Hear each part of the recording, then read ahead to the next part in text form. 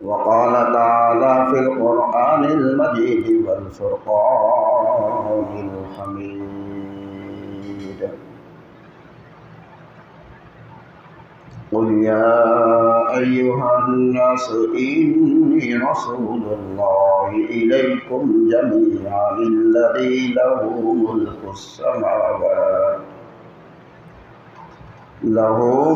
السماوات والأرض لا إله إلا هو يحيي ويميت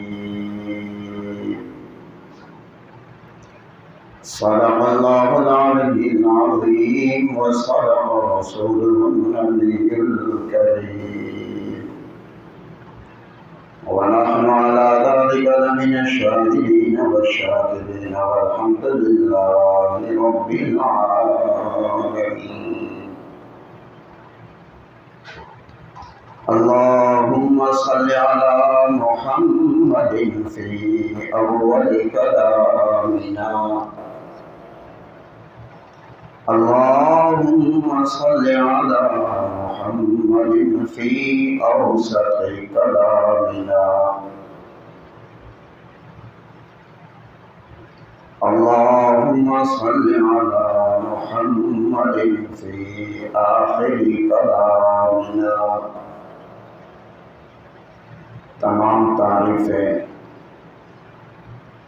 اس خالق کائنات کے لیے ہیں جس خالق کائنات نے انسانوں کو اپنی پہچان کے لیے پیدا فرمایا اور انہی انسانوں میں سے منتخب فرما کر دوسرے لوگوں کی ہدایت کے لیے نبی اور رسول بنائے اور بے شمار رحمتیں اور برکتیں امام الانبیاء خاتم النبیین سرور کونین احمد مجتبی جناب محمد الرسول اللہ صلی اللہ علیہ وسلم پر نازل ہوں اور محمد الرسول اللہ صلی اللہ علیہ وسلم کے اصحاب پر اور اہل بیت پر نازل ہوں۔ یہ محرم الحرام کا تیسرا جمعۃ المبارک ہے۔ اسی محرم الحرام کے مہینے میں اور اسی محرم الحرام کی 15 تاریخ کو سرکار مدینہ صلی اللہ علیہ وسلم نے جو ایک بہت مشہور اور بڑی مسلمانوں اور کافروں کے درمیان لڑائی ہوئی، جس کو آج ہم جنگ خیبر کے نام سے جانتے ہیں اور یاد کرتے ہیں،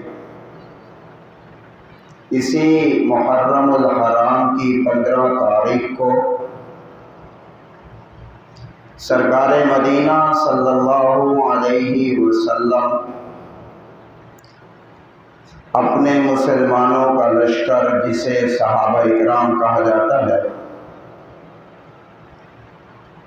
خیبر کے لیے یعنی اس لڑائی کے لیے اپنے لشکر روانہ کیا اور اسی محرم الحرام کے مہینے میں سرکار مدینہ صلی اللہ علیہ وسلم نے مدینہ المنورہ سے بڑے بڑے جو بادشاہات تھے ان کو ان کی طرف خطوط لکھے اور اسلام کی دعوت دی۔ چونکہ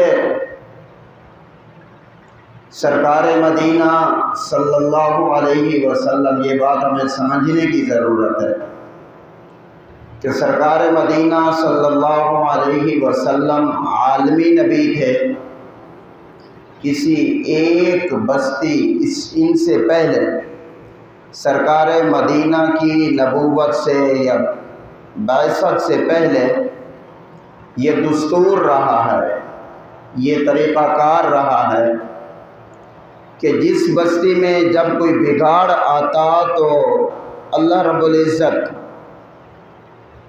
اس بستی کے لیے ایک الگ سے نبی بنا کر بھیجا کرتے تھے۔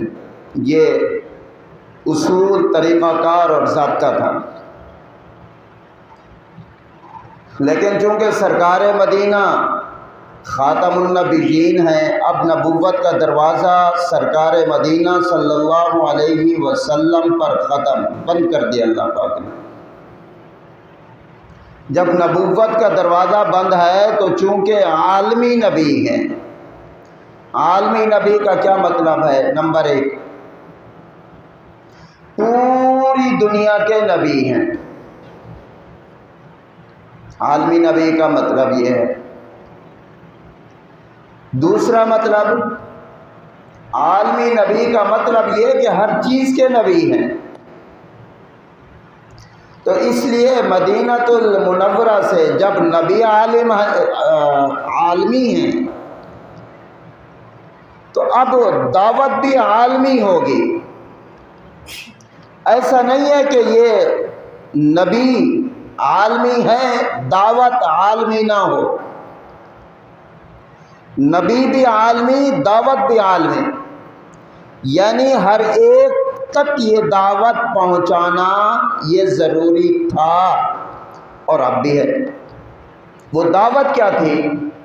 وہ دعوت یہ تھی کہ بھائی کلمہ پڑھ لو، اسلام کو مان لو، اور اللہ نے اسی اسلام میں عزت رکھی ہے، کامیابی رکھی ہے۔ تو چونکہ اسی محرم الحرام میں سرکار مدینہ صلی اللہ علیہ وسلم نے خطوط لکھے بڑے بڑے بادشاہوں کو، جس میں مصر بھی آ جاتا ہے،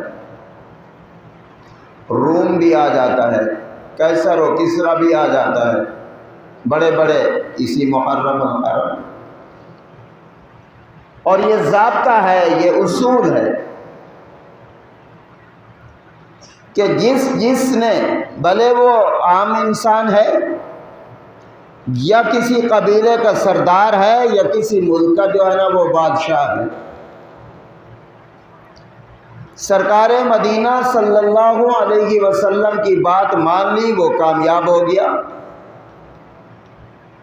اور جس نے سرکار مدینہ صلی اللہ علیہ وسلم کی بات کو نہ مانا، کلمہ نہ پڑھا، وہ ناکام رہا، تباہ و برباد ہوا۔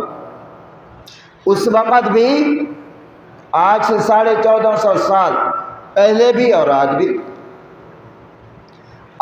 بھی، آج کا انسان بھی، آج کا اگر سرکار مدینہ کا کلمہ پڑھ کر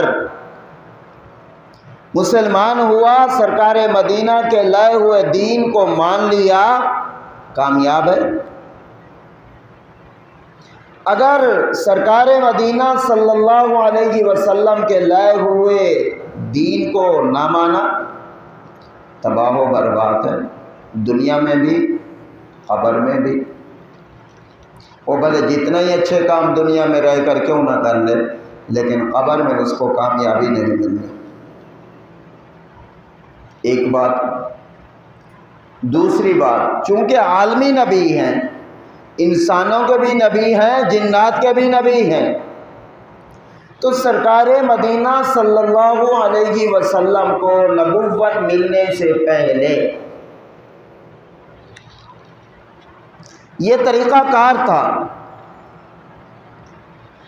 کہ جنات آسمانوں پر جا کر، آسمانوں پر جب کوئی بات آسمانوں پہ فرشتے کیا کرتے تھے، اللہ سے ہم کلامی کیا کرتے تھے، تو وہ باتیں جنات سن لیا کرتے تھے، اور وہ باتیں جنات اوپر آسمانوں پہ جا کر جب سنتے تھے تو زمین پر آ کر وہ جو نجومی اس وقت بھی تھے، آج بھی ہیں، جادوگر اس وقت بھی تھے، آج بھی ہیں، وہ ساری باتیں جنات آ کر ان نجومیوں کو، ان جادوگروں کو بتایا کرتے تھے کہ جی آسمان پہ یہ باتیں ہو رہی تھی، یہ کام ہونے والا ہے، یہ کام ہوگا۔ اب اس وقت کیا ہوتا، وہ نجومیوں اور جو ہے نا جادوگروں کی وہ جنات باتیں سن کر آتے تھے، لوگوں کو آ کے نجومیوں کو بتاتے تھے، اور یہ بدبخت جادوگر نجومی اس وقت کے جو تھے وہ کیا کرتے، وہ لوگوں کو بتاتے او بھائی یہ ہونے والا ہے، یہ بات ایسے ہوگی۔ تو اب وہ جو لوگ تھے اس وقت ان کی باتیں سن کر بت پرستی میں آ جاتے، اللہ کو چھوڑ دیتے اور دوسری چیزوں کو بت بنا لیتے، دوسری چیزوں کو خدا بنا لیتے۔ لیکن یہ سرکار مدینہ صلی اللہ علیہ وسلم کی کہ یہ خاص اللہ پاک نے ایک معجزہ سمجھ لیں، شان سمجھ لیں، عظمت سمجھ لیں کہ جب اللہ پاک نے سرکار مدینہ صلی اللہ علیہ وسلم کو نبوت عطا کی تو اس کے بعد اگر کوئی جنات میں سے کوئی اوپر جاتا تو فرشتے اس کو آگ کے جیسے پتھر بچے کو مارتا ہے نا، جب لڑائی ہوتی ہے عادت ہوتی ہے نا، یہ سمجھانے کے لیے بتا رہا ہوں، مثال دے رہا ہوں۔ بچے اگر آپس میں کوئی گڑبڑ کریں، لڑ پڑیں تو پتھر مار دیتا ہے اٹھا کے، تاکہ یہ میرے قریب نہ آئے، میرے اوپر حملہ نہ کرے، مجھے مارنے کے لیے میرے قریب نہ آئے۔ تو فرشتوں کی اللہ پاک نے یہ ڈپٹی لگا دی کہ اگر یہ جنات آسمانوں پر آئے تو ان کو شعلے مارو آگ کے، یہ تاکہ جل جائیں اور یہ واپسی جا ہی نہ سکے۔ یہ وہ وہاں سے جب شعلے پڑتے تو وہاں سے نیچے سے بھاگتے۔ اب کیا ہوا، اب ان جنات نے اور کم بخت ابلیس شیطان نے ان کی آپس میں جو ہے نا کیا ہوا، میٹنگ ہوئی۔ آج بھی ہر طرح کے لوگ بھی ہیں، ہر طرح کے شیاطین بھی ہیں، خیر ان کی میٹنگ ہوئی۔ شیطان نے کہا، بڑا وہ کیونکہ ہوشیار تھا، چلاک تھا، اس نے کہا کہ کوئی نہ کوئی واقعہ زمین پہ ایسا ضرور ہوا ہے جس کی وجہ سے تمہیں اوپر آسمان کا سے نا تمہارا داخلہ بند ہو گیا ہے۔ انہوں نے کہا، شیطان مردود نے جنات سے کہا کہ پوری دنیا کی جو ہے نا جہاں جہاں زمین سے مٹی لاؤ اور مجھے لا کر دو، میں تمہیں بتاؤں گا کہ یہ کیا واقعہ ہوا ہے، کیا جو ہے نا کوئی نیا کوئی رونما جو ہے نا واقعہ ہوا کیا ہے۔ کتابوں میں لکھا ہے کہ مختلف زمینوں کی، مختلف جگہوں کی وہ جنات مٹی لے کر گئے اور وہ شیطان کم بخت سونگتا تھا اور پھینک دیتا تھا۔ تو وہ کسی جنات میں سے کسی نے جو ہے نا مکہ المکرمہ میں، کیونکہ سرکار مدینہ نبوت ملنے کے بعد اور نبوت سے پہلے مکہ المکرمہ میں رہتے تھے، تو مکہ المکرمہ کی مٹی لے کر گئے اس کم بخت شیطان کے پاس۔ تو شیطان نے جب وہ سونگی تو شیطان نے کہا ہے کہ اس مکہ کی سرزمین پہ کوئی واقعہ پیش آیا ہے جس کی وجہ سے تمہیں جو ہے نا اوپر آسمان سے دھکیل دیا گیا ہے، تمہارا داخلہ بند ہو گیا ہے۔ اب ایک کمیٹی بنا دی گئی جنات کی، کہا کہ جاؤ جائزہ لو، پتہ کرو کہ مکہ کی سرزمین پہ کیا واقعہ رونما ہوا۔ اب وہ تحقیقی ٹیم مکہ کی سرزمین میں گھوم رہی ہے، تلاش کر رہی ہے کہ یہاں کیا ہوا ہے۔ اب وہاں جب پہنچے تو مکہ المکرمہ میں ایک بازار تھا جس کا نام عکاظ تھا، عین کاف الف زا، عکاظ۔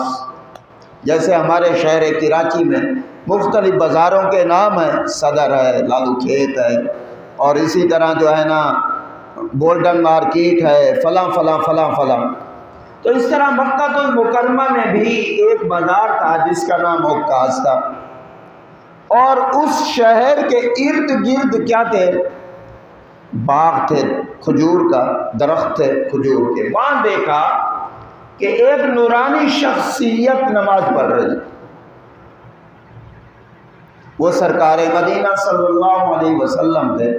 جنات سمجھ گئے کہ جس کے بارے میں ہمیں شیطان مردود نے کہا ہے کوئی واقعہ ضرور ہوا ہے، ان واقعہ میں سے یہ ہے کہ یہ جو چہرہ نظر آ رہا ہے نا، یہ اللہ کے سامنے کھڑا ہوا، اللہ کے سامنے جو ہے نا رجوع کر رہا ہے، یہ کوئی نہ کوئی یہی نورانی شخصیت ہے، اس کے علاوہ اور کوئی نہیں ہو سکتا۔ وہ قریب ہوتے گئے، قرآن پاک سننا شروع کر دیا، قرآن بھی سرکار مدینہ کی زبان مبارک سے سنا۔ تو وہ جو جائزے کے لیے گئی تھی تحقیقی ٹیم جنات کی، انہوں نے جب قرآن پاک سنا تو انہوں نے آپس میں باتیں کرنا شروع کر دی، کہا ہے کہ یہ ہو نہیں سکتا، ایسا کلام ایسا ہم نے کبھی اس سے پہلے سنا ہی نہیں ہے۔ یقیناً یہ جو کلام ہے یہ عام کلام نہیں ہے، یقیناً یہ اللہ کا کلام ہے، اگر ہم اس کو سن لیں اور اس کو ہم دل سے لگا لیں تو اللہ پاک ہمیں کامیابی عطا کریں گے۔ اور یہ واقعہ پورا تفصیل کے ساتھ اللہ پاک نے قرآن پاک میں ذکر کر دیا ہے، پارہ 29 ہے، سورۃ الجن ہے پورا واقعہ۔ جب ان جنات نے جو آئی تھی تحقیق کرنے کے لیے، ہم جائیں ذرا تحقیق کریں کہ واقعہ کیا ہوا ہے، تاکہ ہم اپنے پلاننگ بنا کر ہم ایسا راستہ نکالیں کہ جو اوپر آسمانوں تک دوبارہ پہنچنا شروع ہو جائے۔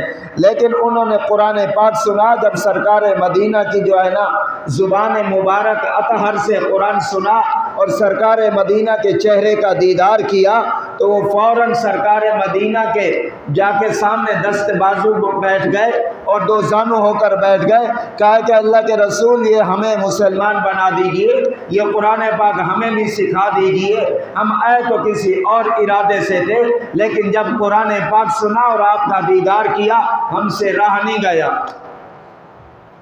چونکہ یہ ہے سرکار مدینہ صلی اللہ علیہ وسلم کی شان عظمت، فوراً مسلمان ہوئے، اور مسلمان ہو کر سرکار مدینہ صلی اللہ علیہ وسلم نے فرمایا جاؤ یہدی الی الرشد فآمنا بہ۔ قرآن میں الفاظ واضح الفاظ ہیں کہ جاؤ اپنے قوم میں، جنات کی قوم میں، یہ نہیں کہا جاؤ انسانوں میں، جاؤ جنات کی قوم میں، جا کر اپنی قوم کو کلمہ کی جو ہے نا دعوت دو کہ اللہ ایک ہے، اللہ ایک ہے، اس کی دعوت دو، سب کچھ اللہ سے ہوگا۔ اور طریقہ جو ہے سرکار مدینہ صلی اللہ علیہ وسلم کا اختیار کر لو تو کامیاب ہو جاؤ گے۔ چنانچہ دوسرا جو واقعہ کیا ہوا، نمبر 1 ہمیں بات کو سمجھنا چاہیے، یہ نہیں ہونا چاہیے کہ بھی مولوی نے بڑی اچھی بات کی ہے، نہ۔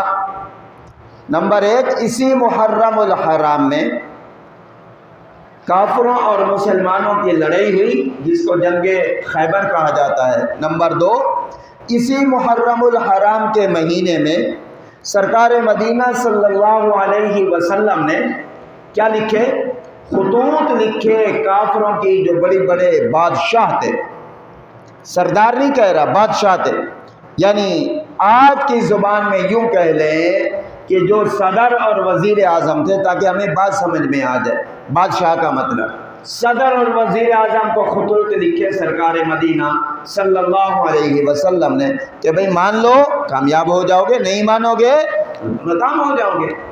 اس وقت بھی دستور تھا اور آج بھی یہی دستور ہے، شرط یہ ہے کہ کلمہ پڑھ لیا۔ اب ہم کیا مطلب ہے، کلمہ پڑھتے نا، مطلب کیا ہے، ہم نے کبھی غور کیا کہ کلمہ پڑھ لیا پھر بھی جو ہے نا پریشان ہے، وجہ کلمہ پڑھ لیا، زبان سے پڑھ لیا لیکن دل نہ تبدیل ہوا، تو یہ اس کا مطلب یہ ہے کہ ہمارے کلمہ پڑھنے میں جو ہے نا کمی ہے، مسلمان ہونے میں کمی نہیں ہے۔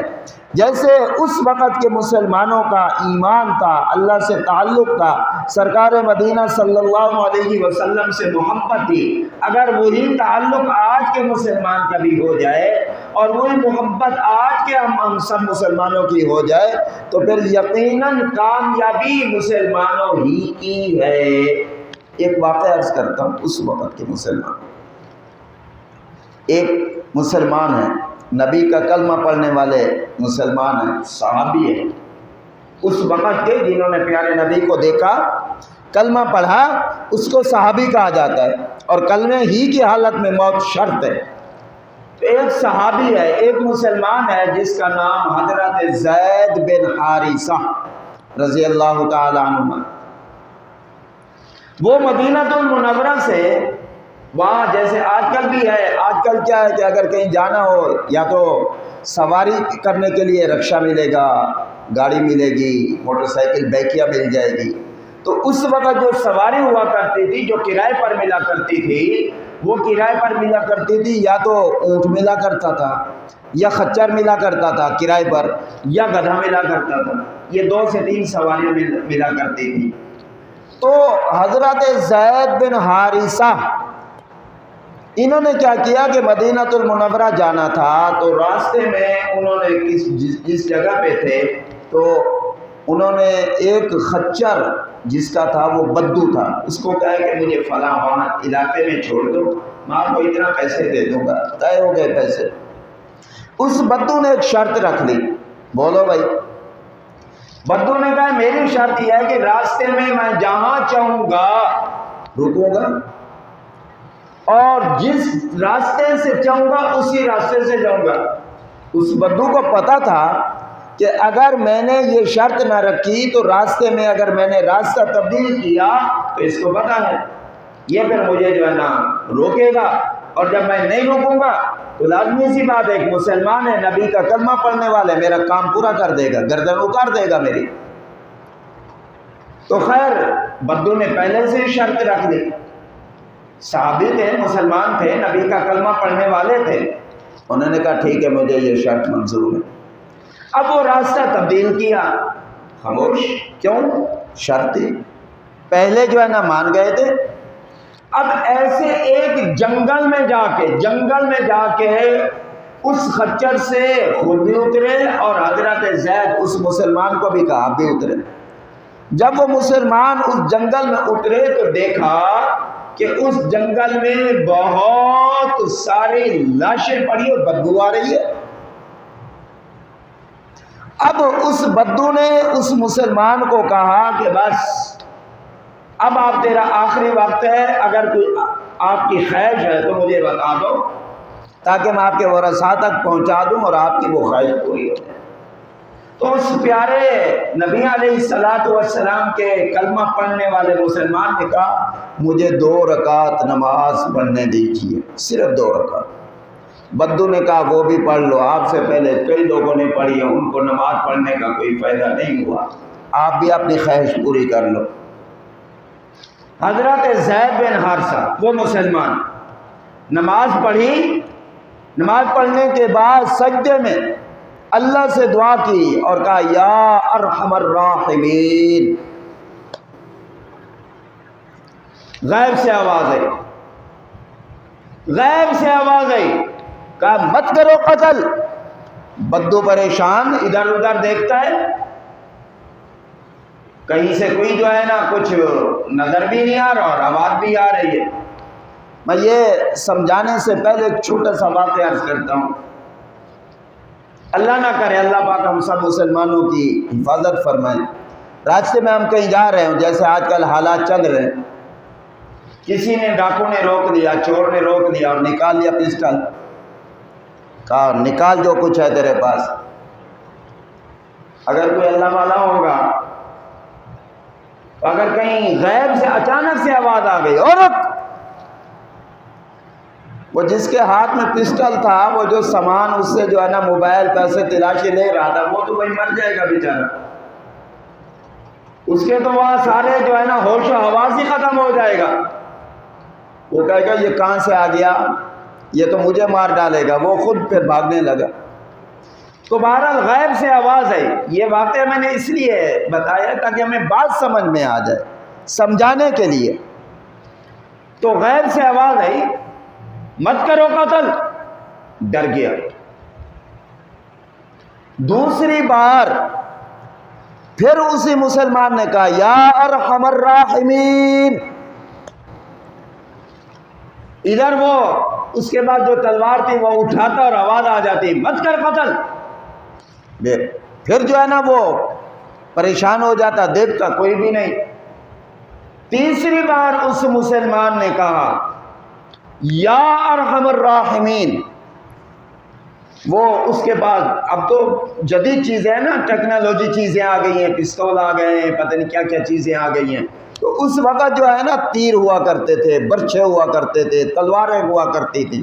تو تیسری بار اس مسلمان نے جیسے کہا نا یا ارحم الراحمین، تو فوراً اس وہاں سے جو ہے نا اس کے برچہ اس بدو کو لگا، سامنے سے لگا اور جو ہے نا پیچھے سے نکلا، وہی مردار ہو گیا۔ وہ مسلمان کے سامنے فرشتہ تھا، فرشتہ آیا اور اس نے کہا جب آپ نے پہلی بار اللہ کو پکارا میں 7ویں آسمان پر، دوسری بار جب آپ نے اللہ کو پکارا تو میں آخری آسمان پر تھا، اور جب تیسری بار آپ نے اللہ سے کو پکارا تو اللہ نے میری ڈپٹی پہلے ہی سے لگا دی تھی کہ جو ہے نا وہیں جا کر فوراً اس بدو کو جو ہے نا میں نے حملہ کر دیا۔ کیا تھا؟ یہ تھے مسلمان، یہ تھے سرکار مدینہ صلی اللہ علیہ وسلم کے کو جو ہے نا ایمان لانے والے۔ ایک آپ اور ہم کلمہ پڑھتے ہیں، ایک آپ کا اور میرا جو ہے نا پیارے نبی کے ساتھ رشتہ ہے، اور ایک ان کا رشتہ تھا، ان کا ایمان کامل تھا، ان کا یقین کامل تھا، اور ہمارا یقین کامل مال پر ہے، ان کا یقین کامل اللہ پر تھا۔ ہمارا یقین کامل اسباب پر ہے کہ یہ ہوگا تو کرے، جو ہے نا میرے پاس کچھ ہوگا تو کام بنے گا، اگر میرے پاس کچھ نہیں ہوگا تو کام نہیں بنے گا۔ لیکن وہ کہتے ہیں کہ بھئی جو بات سرکار نے فرما دی، جو بات جو ہے نا پیارے نبی نے فرما دی، وہ اس بات میں اس کے ماننے میں کامیابی ہے، اگر اس کو ہم نہیں مانیں گے تو اس میں ناکامی ہے۔ جس مسلمان نے بھی ایک بار کلمہ دل سے پڑھ لیا، دل سے اللہ پاک اس کے سارے گناہ معاف فرما دیں گے، سارے گناہ، سارے۔ آپ کہیں گے یہ کیسے ہو سکتے ہیں؟ ایک بندہ زانی ہے، زنا کرتا ہوا آ رہا ہے، تو کیسے اللہ اگر دل سے کلمہ پڑھ لے تو کیسے اللہ پاک گناہ معاف کر دیں گے؟ ایک بندہ جو ہے نا 1000 بندوں کو قتل کر چکا ہے، ڈاکہ مار چکا ہے، تو کیسے گناہ معاف ہو جائیں گے؟ سنو، ایک مسلمان ہے، پہلے کافر تھے اور وہ ایک قوم کے سردار تھے۔ مثال کے طور پر ہمارے ارد گرد چونکہ گوٹ رہتے ہیں، انور مری گوٹ کا سردار ہو، پیر بخش گوٹ کا سردار ہو، یعنی وڈیرا ہو، چونکہ یہاں ہے وڈیرا سسٹم، اور اسی طرح جتنا بھی گوٹ ہے نا، غنی گوٹ ہے یا پھر غنی آباد ہے، جو بھی ہے ارد گرد، تاکہ یہ ہمیں بات سمجھ میں آ جائے، تو قوم کا وہ پورے علاقے کا وڈیرا تھا، جس کا نام ہے حضرت دحیہ کلبی رضی اللہ تعالی۔ یہ کافر سرکار مدینہ دعا بھی کرتے تھے کہ اے اللہ اس بندے کو مسلمان کر دے، اے اللہ اس کو کلمے والی دولت نصیب فرما دے، اگر اس نے کلمہ پڑھ لیا تو پوری قوم جو ہے نا جہنم سے بچ کر جنت میں جانے والی بن جائے گی، اے اللہ پوری قوم کو ہدایت مل جائے گی اس کے ذریعے سے، اے اللہ اس کو مسلمان کر دے۔ پیارے نبی دعا بھی فرماتے تھے نام لے کے۔ اب خدا کی شان، اللہ نے پیارے حبیب کی دعا قبول فرما لی۔ اب وہ اپنے علاقے سے چلا، یہ جا کے میں مسلمان ہوتا ہوں۔ مختصر ادھر حضرت جبرائیل علیہ السلام کے ذریعے اللہ پاک نے سرکار مدینہ کو جو ہے نا خبر دے دی کہ سردار آ رہا ہے کلمہ پڑھنے۔ تو سرکار مدینہ صلی اللہ علیہ وسلم کو خبر ملی تو صحابہ اکرام مسلمان اکٹھے تھے، جمع تھے، آپ کی مجلس میں بیٹھے ہوئے تھے، تو ان کے آنے کی خوشی میں، ان کے آنے کے لیے سرکار مدینہ نے اپنی چادر مبارک بچھا دی۔ یہ تھے اخلاق۔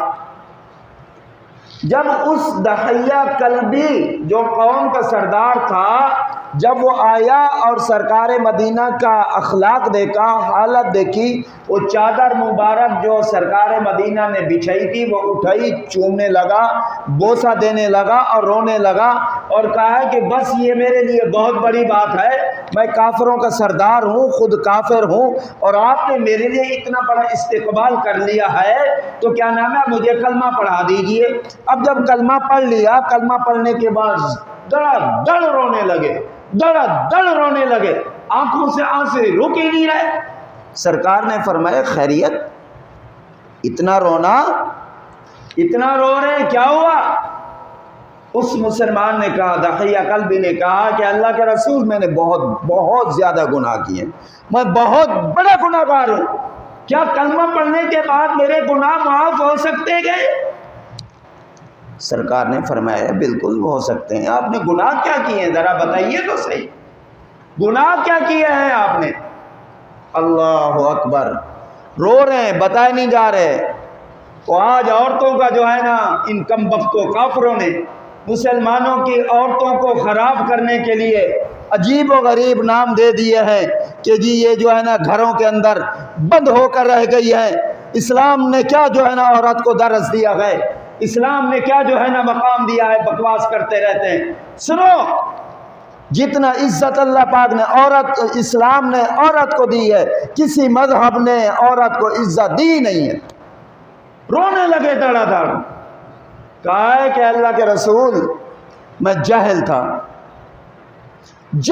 میں، مجھے ہوش نہیں تھا۔ ہمارے ہاں ایک دستور تھا کہ اگر کوئی لڑکی پیدا ہوتی تو اس کو باپ قتل کر دیتا تھا۔ میں نے اپنی 70 بیٹیوں کو قتل کیا، انور مری گوٹ کے مسلمانوں، 70 بیٹیوں کو قتل کیا، کیا میری بھی بخشش ہو سکتی ہے؟ یہاں پر سرکار مدینہ صلی اللہ علیہ وسلم خاموش ہو گئے۔ گناہ ایسا تھا، عمل ایسا تھا، کیا کریں؟ تھوڑی دیر کے بعد حضرت جبرائیل علیہ السلام سرکار مدینہ صلی اللہ علیہ وسلم کے پاس تشریف لائے اور فرمایا کہ اللہ پاک نے جو ہے نا سلام پیش کیا ہے اور کہا ہے کہ کفر سے پہلے، کلمہ پڑھنے سے پہلے جتنا گناہ کیے، جتنا قتل کیے، لیکن دل سے کلمہ ایک بار پڑھ لیا، سب کے سب گناہ معاف۔ یہ جو 70 لڑکیوں کا باپ ہو کر قاتل تھا، اب چونکہ مسلمان ہو گیا، اب سرکار مدینہ کے دربار پہ آ چکا ہے، اب پچھلے سارے گناہ معاف۔ تو پوری بات کا خلاصہ کیا ہوا؟ نمبر 1، سرکار مدینہ صلی اللہ علیہ وسلم نے جو باتیں کی ہیں، جو بات فرمائی، اگر ہم اس کو مانیں گے، اس پہ عمل کریں گے تو اللہ پاک کامیابی عطا کریں گے۔ اگر ہم اپنی مرضی کریں گے اور اپنی مرضی اور اپنی جو ایک قوموں میں جو اپنی خاندانی جو ہے نا ایک سلسلہ چلتا ہوا، رسم و رواج چلتے ہوئے آ رہے ہیں، اگر ہم اس کے مطابق چلیں گے تو اللہ پاک کبھی بھی ہمیں کامیابی عطا نہیں کریں گے۔ دوسری، بڑا سے بڑا گناہ ہو جائے، بندہ سچی توبہ سے، مسلمان ہونے کے بعد سچے دل سے اگر توبہ کر لے تو اللہ پاک اس کی توبہ کو قبول کر لیں گے اور وہ سب کے سب اللہ پاک گناہ معاف فرما دیں گے۔ اللہ پاک سے دعا ہے کہ اللہ رب العزت ہمیں اپنے پیارے حبیب علیہ السلام کے سنتوں پر اور پیارے حبیب علیہ السلام کے فرمان پر عمل کرنے کی بھی توفیق عطا فرمائے اور سچی محبت بھی نصیب فرمائے، اور اللہ رب العزت ہمیں پیارے حبیب علیہ السلام کی جماعت، صحابہ اکرام اور پیارے حبیب علیہ السلام کے رشتہ دار اہل بیت دونوں سے، صحابہ اور اہل بیت سے اللہ پاک ہمیں سچی محبت بھی عطا فرمائے اور ان کے نقش قدم پر چلنے کی بھی توفیق